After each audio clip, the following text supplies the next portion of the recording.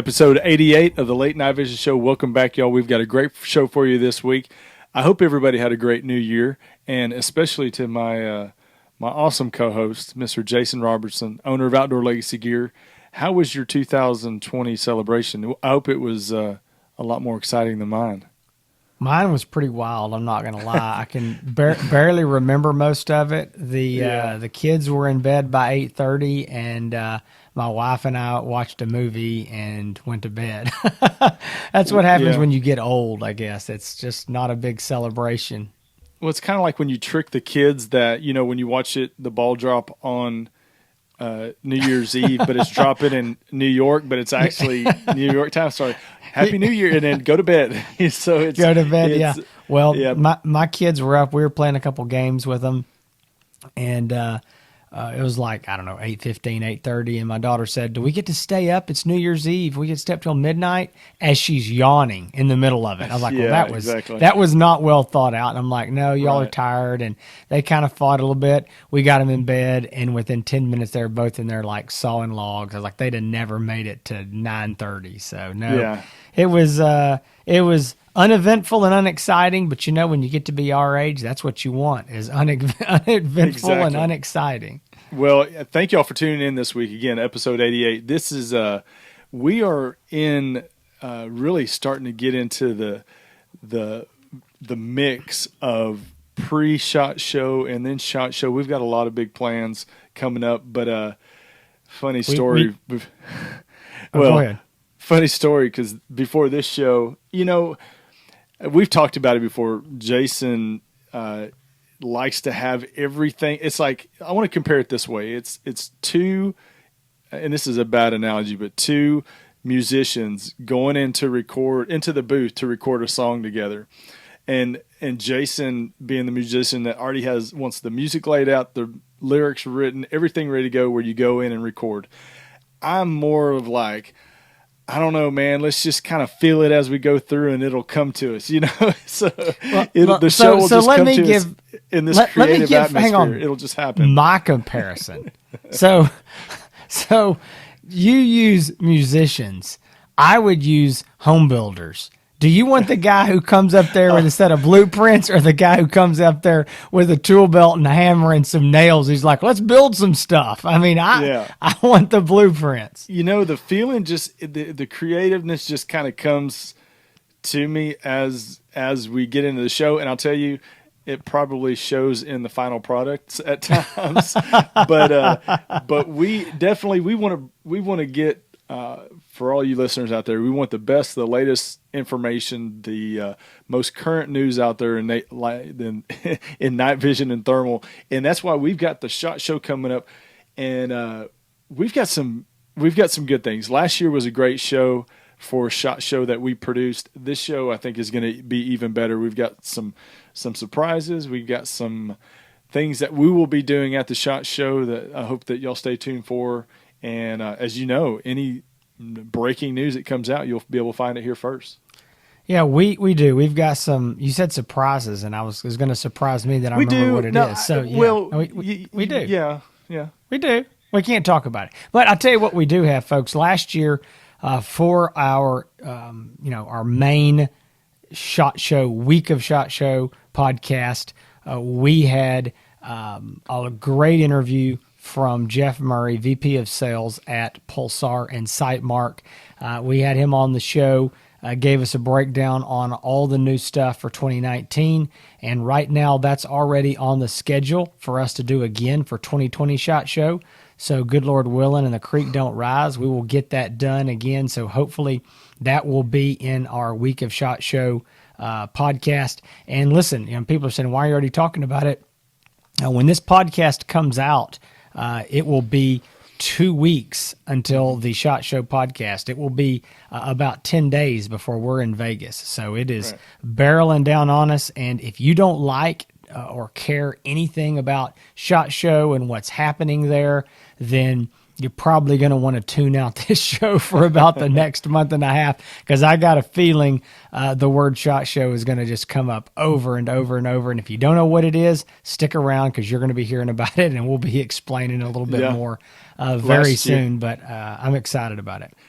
Yeah, last year we had a lot of clips from the different booths where we were showing some of the new products, and Jason always loves it when I put him in front of the camera and make him talk about the scopes, kind of doing, I call it the Vanna White effect, and where he gets to sit there and describe the new scopes in the booth because it makes him feel highly uncomfortable, which gives me even greater joy in making him do it. So this is the thing. If you want to come out here, you want to come out here in the woods or in the pasture somewhere and hand me a scope and a rifle, I don't mind. I'm comfortable in front of the camera.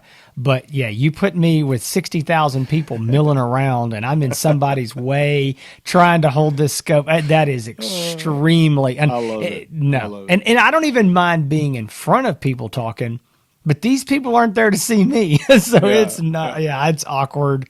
Majorly awkward.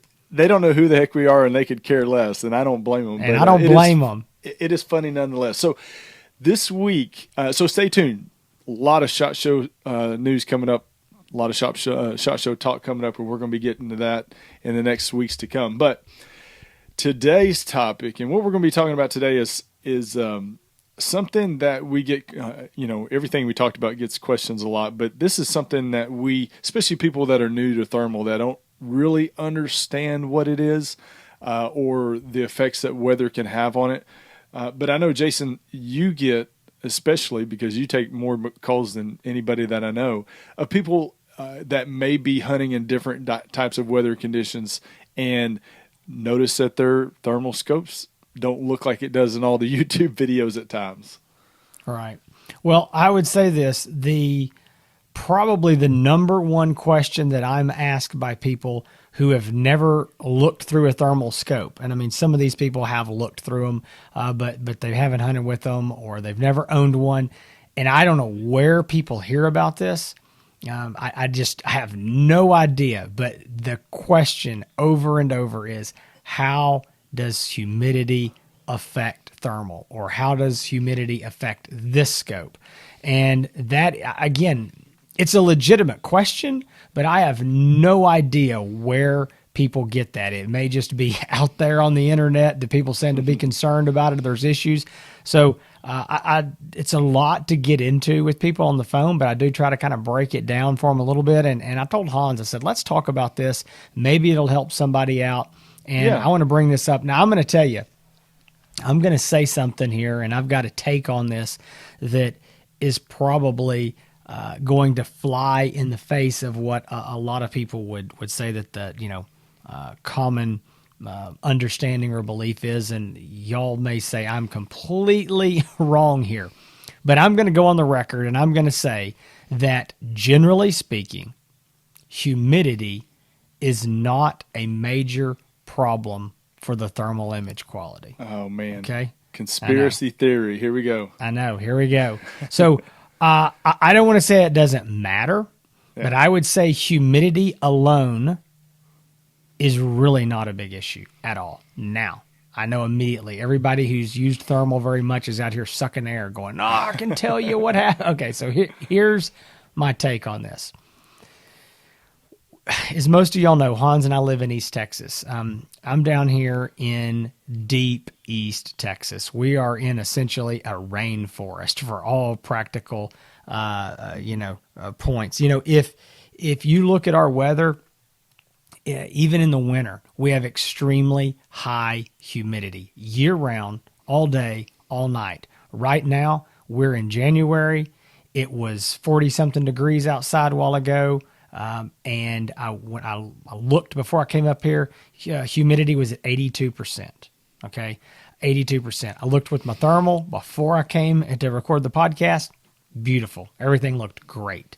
So what is it? How come on an August or July night when we've got 80, 90% humidity and it's hot, it'll just look terrible sometimes? What's the difference? Or maybe in a week or so, it's going to look better. So what's happening if it's not humidity? There's a lot going on here, and I'm not a meteorologist. So if I say something that's really dumb, y'all can let me know in the comments. I'm sure you will. But there's a couple things. One is dew point. Dew point has a lot to do with this. Humidity isn't always the issue. And again, I don't want to get off into the science of this where I'm unqualified to speak, but the closer that dew point gets to what the actual temperature is when you start getting like, and again, if y'all don't live in an area with high humidity, you won't know what I'm talking about, but like condensation forms and water starts like dripping off the gutters of your house, your concrete, like porches and stuff. A lot of times if it's slick, it'll actually get wet. Literally water will form on that. And those are the times I can tell you thermal is not going to look good. And generally, I mean, I'm just as bad. I've, born and raised in these conditions, but we would walk outside and go, golly, it's humid. But it's not just the humidity, because tomorrow may be the exact same humidity. So again, a lot of that is going to have to do with your dew point. Yeah, I think a lot of people associate high humidity and dew point together, and that might be where they see some similarities. Is that I think so. There's a lot of correlation in both. Absolutely. So am I being overly technical with maybe so? But again, I just like to say it's not just high humidity. We have, above 70, 80% high humidity year round here. I mean, that is this. And in the summer, it stays above 85%, 24 hours a day. Even like I said, right now, it's 82% and it's January. So with that said, I don't think it's humidity as much as the dew point, but there's another thing. And I think this is what people are really concerned about.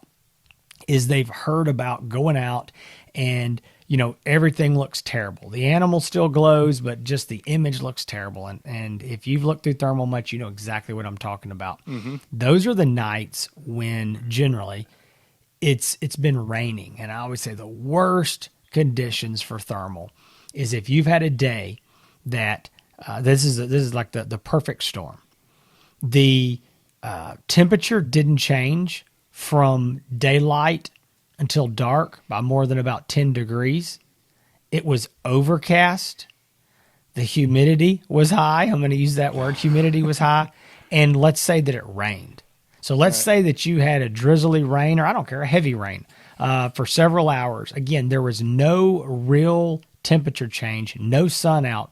When you go out that evening, what you're going to see is this, no better word for this, sounds silly, but like blah. I mean, it's just gray, muted, the trees, go ahead. I think there's no, what I kind of attribute it to is there's no sharp edges. Everything just kind of blends in, or like you said, looks like a fuzzy ball sometimes, but there's no sharp edges when you have that's that, right.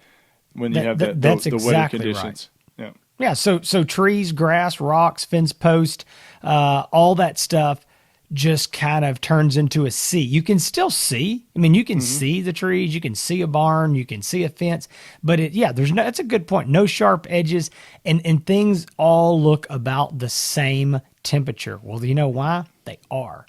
Because that rain has brought everything to the same ambient temperature. There's been no sun out to bring up the temperature through radiant heat. And literally, if we could go out there with a little laser thermometer and we could put it on the fence post and the leaf and the grass and a tree, we would start seeing that most of that stuff is going to be very, very similar in temperature. Well, that's all thermal seeing is different temperatures. So when everything is equalized in temperature, things aren't what you just said, Hans, sharp. Now, the animal that comes out is still sharp, still crisp, still clear, because his temperature hasn't changed. I mean, his body temperature is still the same, but everything else just looks like, poop. And so that's the worst conditions. Now, where I would say that, again, humidity and these sort of things can affect it. And these nights where it's just not as good is when you've got fog or, again, just that thick air. And what I think it is, I mean, again, I'm not a meteorologist. Maybe it's back to this dew point humidity deal, but it's just like there's almost, and maybe that's what fog is. I don't know. Fine water particles in the air. It's just heavier air, and it's just like that thermal. It cuts through it. but it just not as good as No. it is on a just crisp, clear Right. night.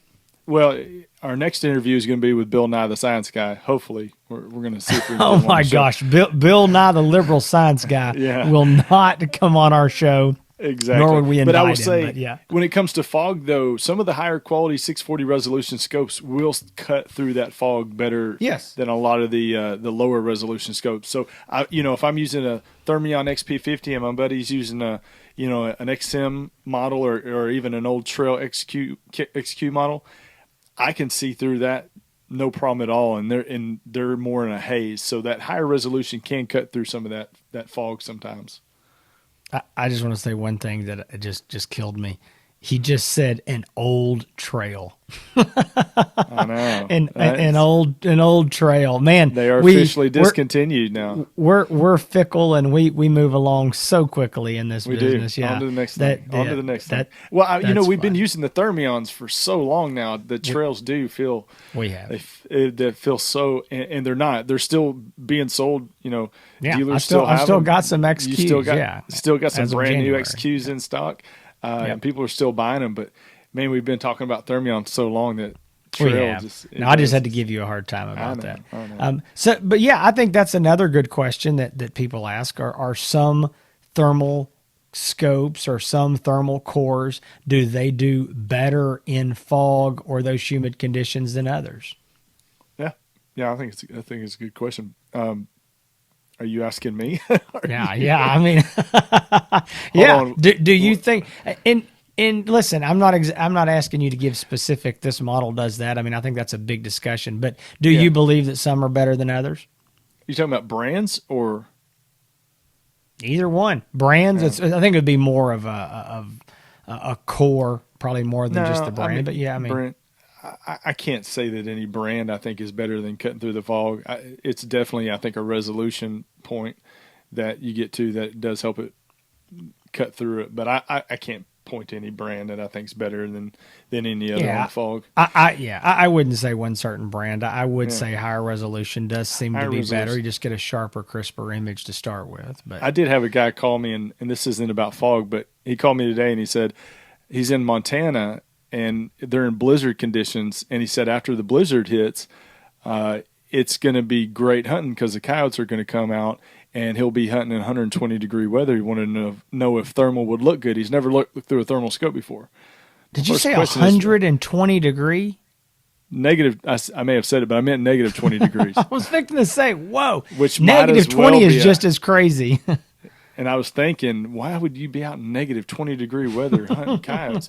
But, once you explain to somebody that's never looked through thermal what a thermal scope actually is and the differences between that and daytime, and that a thermal scope is actually a camera, and people overseas call it cameras, when they contact you by email, they ask questions, they refer to it as a camera. So when you explain how it works, how it takes a picture of an image and it takes that and puts it on the viewfinder screen with the different heat variances, I think people understand a little bit better, but they still get confused on the weather and what weather is better and what weather conditions are worse.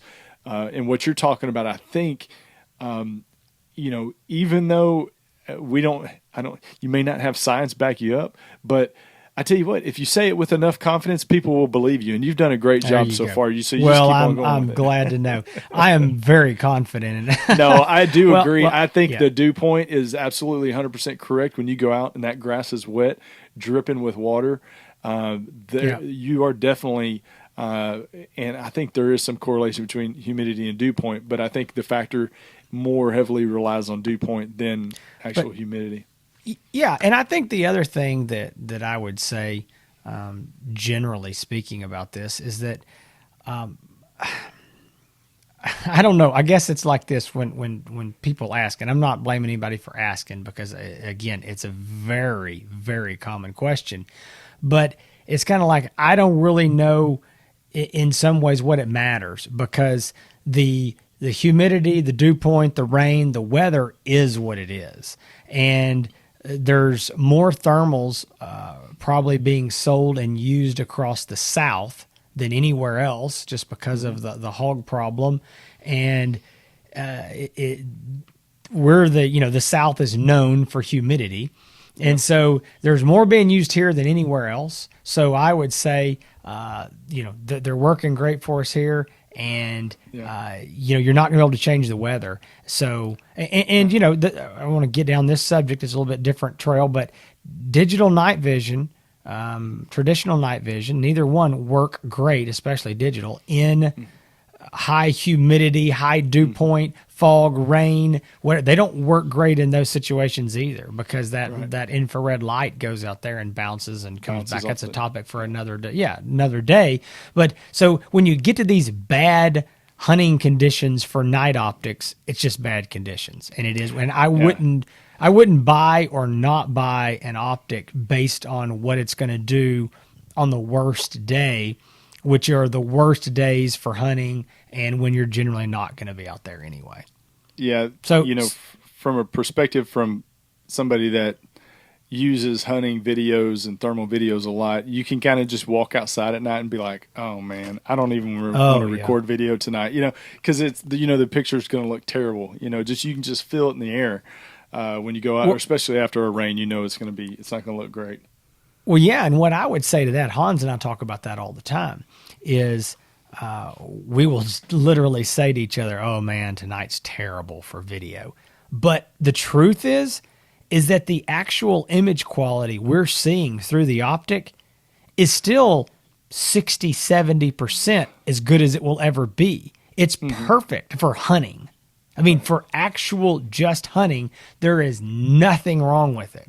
But it's not ideal with the video that we want to produce and put on the internet. I mean, if you're trying to, again, put out content to show the scope's capabilities or for entertainment, you don't want to put out bad footage. It just looks like fuzz balls running across the pasture. Exactly. So while you can still go kill hogs or shoot coyotes in it, it doesn't mean that it's just because it's bad for YouTube doesn't mean that it's bad for actual hunting. But let me ask this, changing the subject a little bit, what would you say are the best conditions? I mean, if we've talked about some of the worst, what are the best? Yeah, the best conditions are days where it's been sunny out all day long and it's a clear night. You can look up and see the stars. Whether it really doesn't matter if it's cold that day or hot that day, but if you go outside and it's been sun shining all day and you look up at night and you see the stars, those are the best conditions that I found. I mean,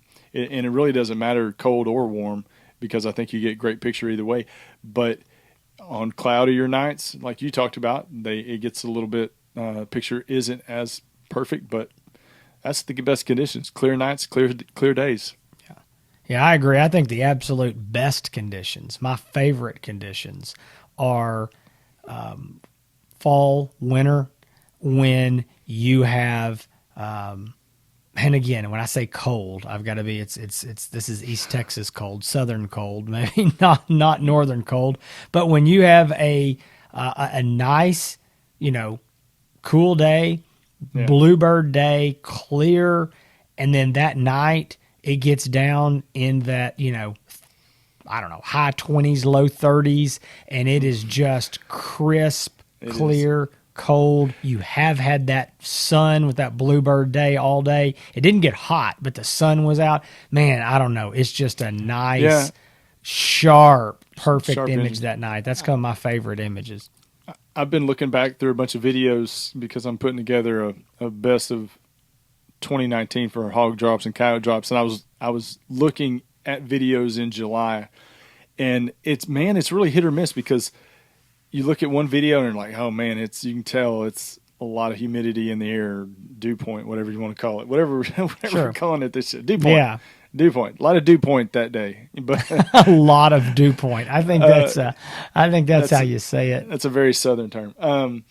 And then the next video, a couple days later, it looks perfect. So you're right, fall, early winter, you're less likely to have nights with high dew point numbers compared to summer. You're more likely to have humid, more rains, higher dew point, that kind of thing. So, yeah, I would think, beginning of winter, this time of year, nobody wants to mess with going out too much, but we've been braving it out here. We've been going out. There really hadn't been a lot of rain here lately. We've had a couple of decent storms, I think, this winter, but that's been about it. So every night, for a long time, has been pretty good.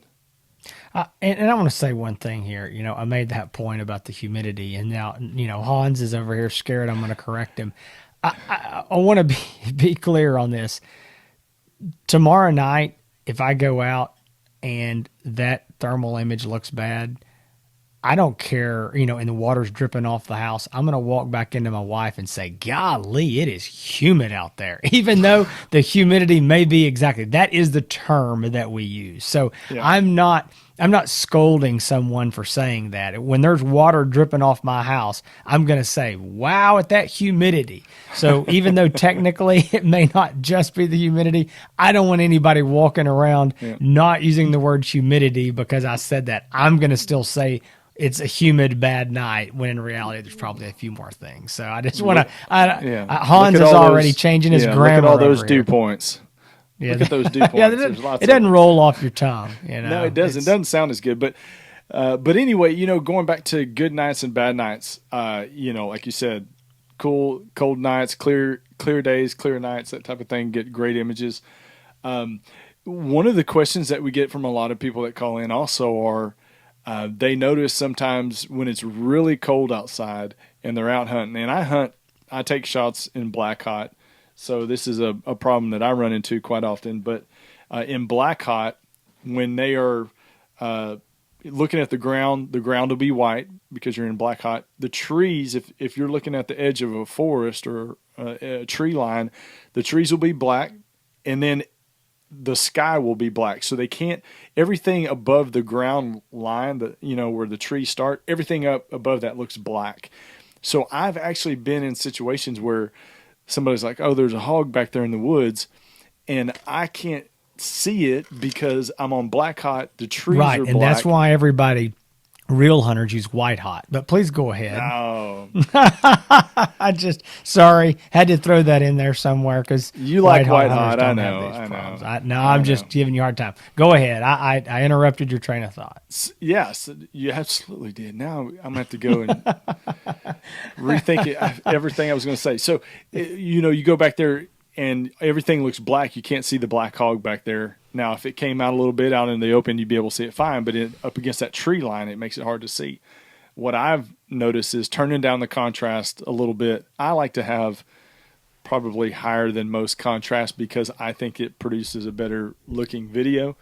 Jason will look at my video sometimes like, man, it's so whited out because the contrast is high. But I like to show the big difference or variance or contrast in the image. So if you turn down the contrast a little bit, if you're hunting on black hot, during those real cold nights, it'll help you out a little bit. Help you see animals and trees and brush a little bit better. But on white, tell it from a beginner's perspective that use white hot. Tell us what they should do in those conditions, Jason. Just use white hot and it'll be fine all the time. Hey, I like to scan. I love to scan in white hot. My monocular stays on white hot, but I shoot in black hot because that's what all the cool kids do, and I'm just trying to be a cool kid. I am definitely not a cool kid. I am not part of that crowd. So, hey, I do want to say one thing, and we may have to have a whole show dedicated to this sometime. Maybe not a whole show, but a discussion. I do want to bring this up real quick because I know we're going to get a question about it, and probably more than one. Well, another one of the questions that I get a lot is, hey, tell me, what settings do you like on, XYZ thermal scope?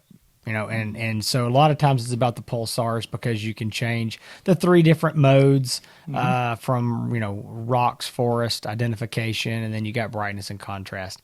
And my personal opinion is that it doesn't matter what I do. It doesn't mean you're going to like it. And it's such a personal preference of, Hans is talking about he likes a high contrast image. Sometimes I think his image is too high of a contrast. I do like higher contrast than some people. Some people like a bright image. They want to be able to be, look in there and it's super. I don't like that. That hurts my eye. So I turn the brightness down.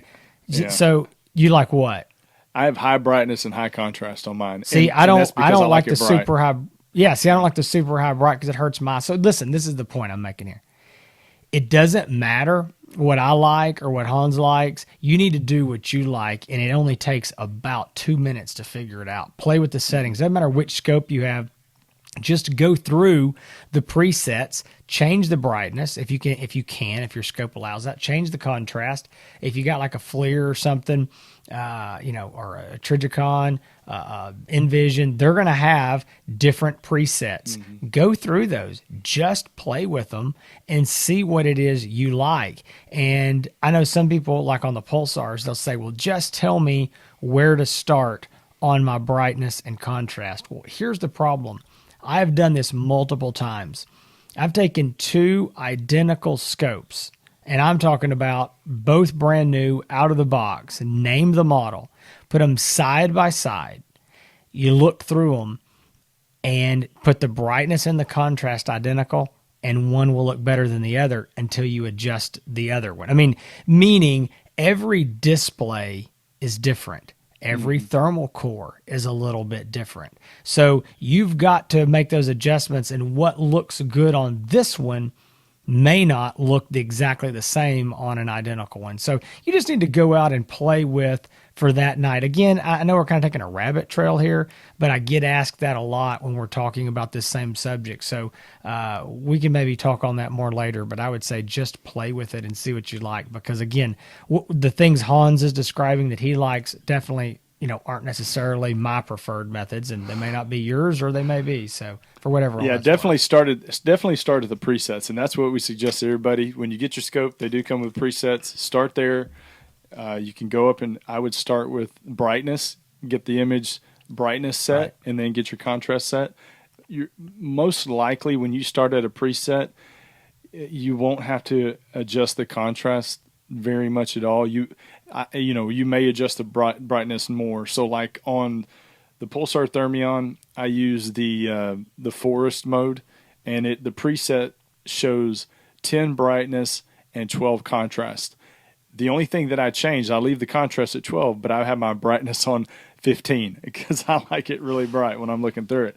So I only mess, usually on the presets, I really only mess with the brightness on there. But he likes it a little bit more dim. Yeah, I do. Older, and older so, people older men older like people. That's right. Well, and one more thing, I would say this. I have no earthly idea what my brightness or contrast is on any Pulsar I've ever owned, period. I change it all the time. I don't change it multiple times a night. I haven't even looked at it in the last week. But if I go out and I think the image doesn't look that great, maybe the weather has changed, maybe it's warmed up, or we've had a cold front, I'll take it and I just go to the brightness and the contrast, and I run it up, I run it down, and I go, oh, that looks good. And I'd go to the other one, run it up, run it down, that looks good, and leave it. And I cannot tell you what it is because I might change it. And again, I can pick up the same monocular or the same scope, and I may have it on something totally different. And just like Hans, he said, whatever you say, you like the forest mode? Yeah. I generally use generally I'll use the identification mode. It's got a little symbol of an eye on it. But there's times, again, I'll pull one out of the box. I go to that setting. I just start flipping through them. I won't even look to see which one it is. I'll save it, come back, and you know what? Sometimes I'm on the forest. Sometimes I'm on the rocks. That to me is, so I told you in previous episodes, I have a phobia with numbers, and what you just said, the way that the things that you were describing sound like nails on a chalkboard for me, because all of my scopes, my Pulsar monocular, my scopes, whatever I've got, are all set identically. Oh my! And goodness. Maybe it's a little bit of OCD, but what you're describing, what you're describing sounds like chaos, pure chaos. It's all of mine are set. Yeah, all of mine are set on the same preset with the same brightness, with the same contrast, and they may be, the monocular might be white hot and the scope might be black hot, but they're all set on the same numbers. And you just sound like it is just. I sound like I know that every thermal core is different and every OLED is different. And that's why I get questions of, why does my OLED perfectly black and white, my buddy's has a blue hue or a sepia hue, or why is, mine brighter around the edges? Yeah, that's I know, but I can't. And I can't do it. That's why you can't do it. No, I can't do it. And same thing for the heating and air conditioning in my house. It has to be set on a even number. I don't know why. I've just always been that way. I can't believe that he's telling us. And folks, this is all news to me. I knew the guy was a little funny with numbers. I did not know that he was OCD. But wow, this is news to me. As long as we've known each other. Yeah. So. But everything's got to be set exactly the same. It's only that way with numbers, but that's good. It's good to know. I can't wait to get in the truck with him so I can turn the air to 71, see what happens. Just to see what happens. You might get thrown out of the truck. I know. Well, folks, hopefully this helps just a little bit. Again, I didn't want it to feel like we were here to correct anybody on what they were saying. It's nothing like that. I wanted to explain a little bit more about what it was. And again, it is an extremely common question. And again, I said this before. I'm going to say it again.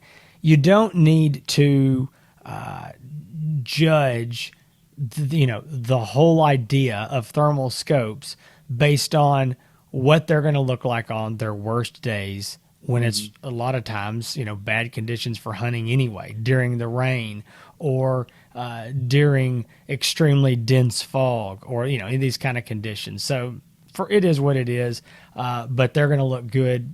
They're going to look perfectly fine for everything, 80% of the time. And that other 20%, they're still going to be fine for hunting, but there is that, I don't know, maybe that 10% of the time after rains and, that just nasty weather that the image is not going to look good, but you're still going to be able to see the animal just fine, and it's going to glow as normal. So hopefully this helps somebody, and maybe you'll have a little better understanding of it. But absolutely, we appreciate y'all coming back every week and listening to the show. Again, I am Jason. I'm the owner of Outdoor Legacy. And if you want to support this podcast, when you get ready, whenever that is, to buy some thermal or night vision, we would greatly appreciate it if you would check us out at outdoorlegacygear.com. You can give Hans or I a call at 877-350-1818, and we'll be glad to help you with your thermal or night vision purchase. Again, we do appreciate your support of this show and of Outdoor Legacy. If you would like to find more from Outdoor Legacy, you can also find us on Facebook and Instagram, YouTube. I will tell you, we have been so busy in the last couple of months that I have posted very, very little on social media, and I know I need to be doing more, but the phone won't quit ringing, so that gets pushed to the side. But I imagine things will be slowing down after SHOT Show and we get back, and we'll start posting some more. But also, if you want to find the Late Night Vision Show, the best place is just go to the latenightvision.show.com, thelatenightvision.show.com. You can find all our past episodes, links to all the social media, all of our places there. But obviously, if you're watching or listening, you've already found us once, so come back again next week. Yeah, and also I want to mention, coming up very soon, Jason, you and I are going to be talking about the sniper hog lights.